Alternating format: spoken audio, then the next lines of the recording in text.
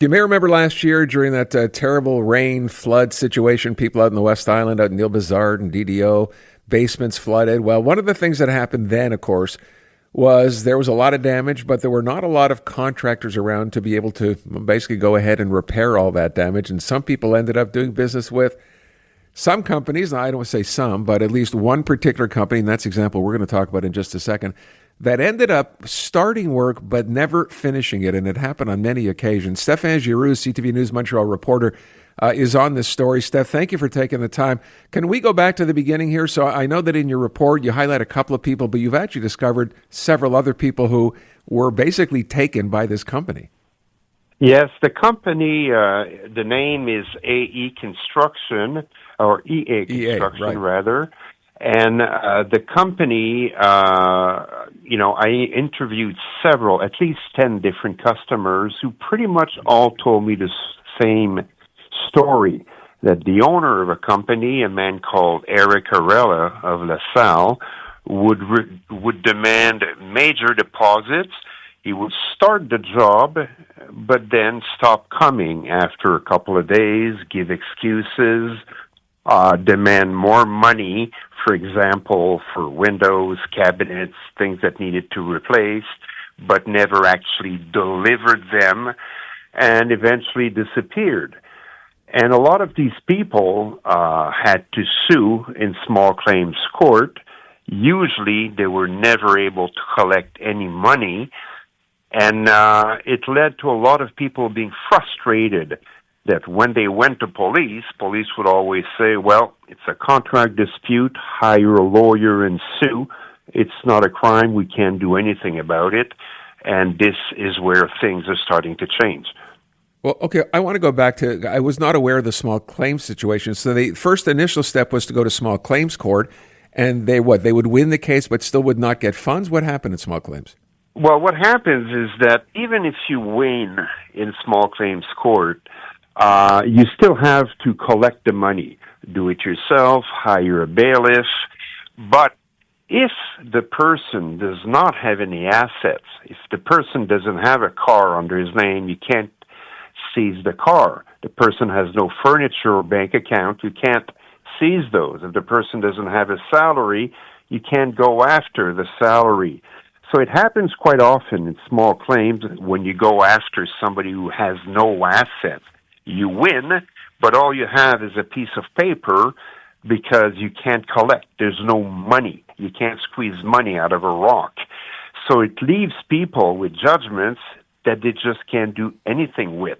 There are ways around, but it can take years and years and years until you get a crack at your money. So it left an awful lot of people frustrated, and many of them were hoping to eventually build a fraud case against the individual. I still want to go back for 1 second to this small claims ID. So you mentioned if the individual has no assets, you're basically out of luck. But this was a company, a real company, and I'm guessing an incorporated company that did have assets. Why was that not in play?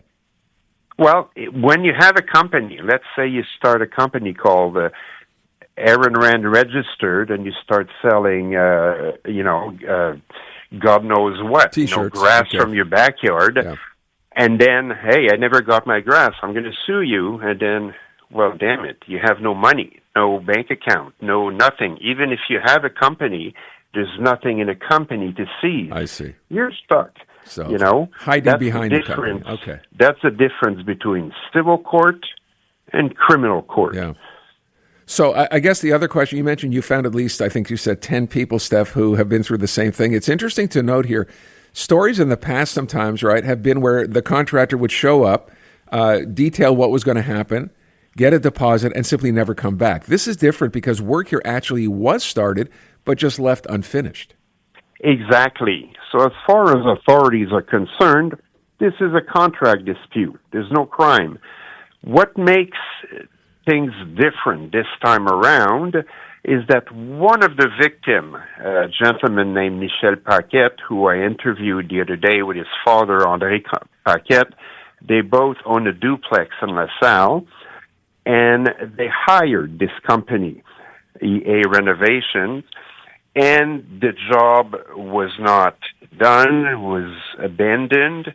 They went to police and were told, well, tough luck, get a lawyer. But here's the thing. These two went a step further.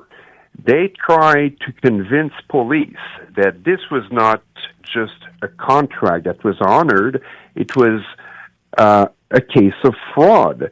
They built a case saying, look, he told us he bought us windows, that he bought kitchen cabinets to install. And he gave us receipts to show, look, I bought them. I'm going to install them. Don't worry, I'm coming back.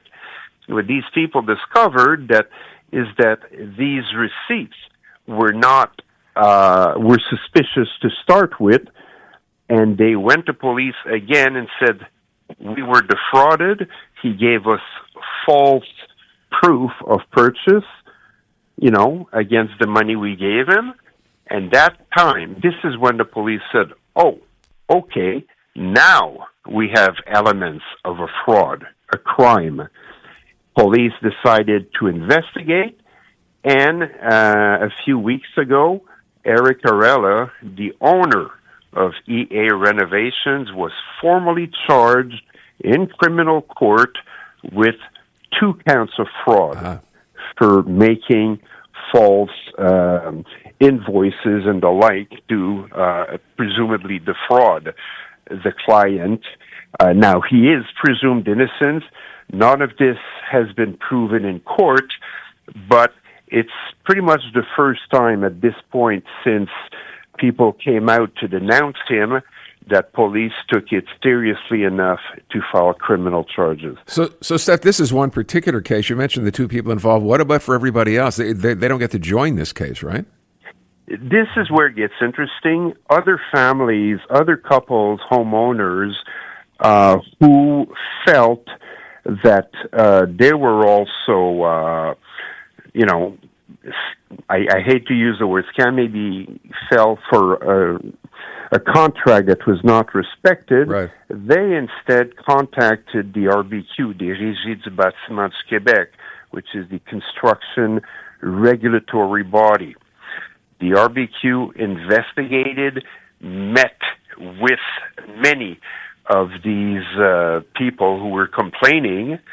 The RBQ has the power to investigate, and it also has the power, if they feel they have a complete dossier, to transfer it to a prosecutor. Okay. This is a part that is still under investigation. So even almost a year later, we're still pretty early in this for those people. Anyway. It's very slow, and most of the people have given up any chance to ever get their money back, but at least they're fighting. Hey, Steph, how has it been for you trying to contact this Eric Arella person?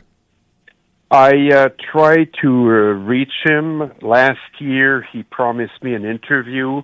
He kept changing and never replied. Was not much lucky this week. He's moved without leaving an address. It's very complex. It's very slow, and that is why a lot of people who hire contractors, they're in an emergency. They pick up somebody without doing due diligence, and the next thing you know, job is not done, and they spent a fortune. Stéphane Giroux at CTV Montreal. Steph, thanks so much. Appreciate it. Always a pleasure. Take Thank good care. So, there you go. A year into this almost, and these 2 people anyway with the fraud allegations, now it'll be up to, I guess, the board to decide if there's enough here. Maybe these people will get their money back. Terrible story. iHeartRadio is throwing it back. 2010s, the decade. To the days of huge hits and unforgettable anthems. A non-stop stream of the biggest and best. Drake, Rihanna, Beyonce, Katy, Gaga, The Weeknd, and more. All your decade-defining favorites, all in one place. Hi, it's Katy Perry. Hey, it's Bruno Mars. This is Kesha. Find 2010's The Decade on the free iHeartRadio app. Preset the station so it's always one tap away.